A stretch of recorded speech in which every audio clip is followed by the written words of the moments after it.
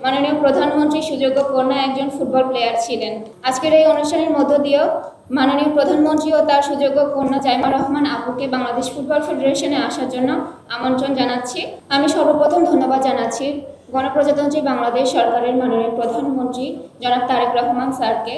আমি ধন্যবাদ জানাচ্ছি মাননীয় ক্রীড়া প্রতিমন্ত্রী আমিনুল হক স্যারকে খেলোয়াড়দের ভবিষ্যৎ চিন্তা করে এত সুন্দর একটি উদ্যোগ নেওয়ার জন্য, ক্রীড়া ভাতা ও ক্রীড়া কার্ড দেওয়ার জন্য ধন্যবাদ জানাচ্ছি।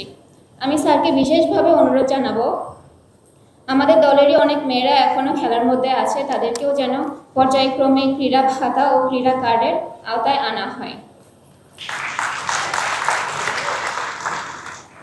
এজন্য আপনার কাছে জোর দাবি জানাচ্ছি। আমি আরও বিনীতভাবে অনুরোধ জানাচ্ছি আমাদের মেয়েদের জন্য একটি ভালো মানের ফুটবল মাঠের ব্যবস্থা করা।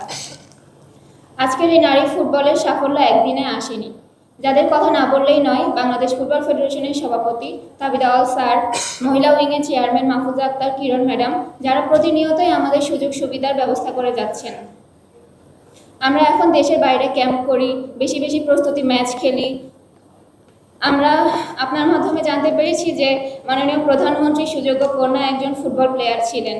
আজকের এই অনুষ্ঠানের মধ্য দিয়েও মাননীয় প্রধানমন্ত্রী ও তার সুযোগ্য কন্যা জাইমা রহমান আপুকে বাংলাদেশ ফুটবল ফেডারেশনে আসার জন্য আমন্ত্রণ জানাচ্ছি। সেই সাথে আমাদের মেয়েদের সুযোগ সুবিধার জন্য বাংলাদেশ ফুটবল ফেডারেশনকে সরকারের পক্ষ থেকে সাহায্যের দাবি জানাচ্ছি। আমরা দেশের জন্য খেলি, দেশের জন্য সম্মান বয়ে আনার চেষ্টা করি। এমন সুযোগ সুবিধা পেলে আমরা আরও বেশি অনুপ্রাণিত হব। আমি বিশ্বাস করি ভবিষ্যতে ক্রীড়াকে পেশা হিসেবে বেছে নিতে ভবিষ্যৎ প্রজন্ম আগ্রহী হবে। আগামী মাসে আমাদের সাফ চ্যাম্পিয়নশিপ শুরু হতে যাচ্ছে। যেহেতু আমরা 2 বারের চ্যাম্পিয়ন টিম, এবার আমাদের হ্যাট্রিক চ্যাম্পিয়নের সুযোগ আছে। সবাই আমাদের জন্য দোয়া করবেন। সকলের সুস্বাস্থ্য ও দীর্ঘায়ু কামনা করে আমার কথা শেষ করছি। ধন্যবাদ।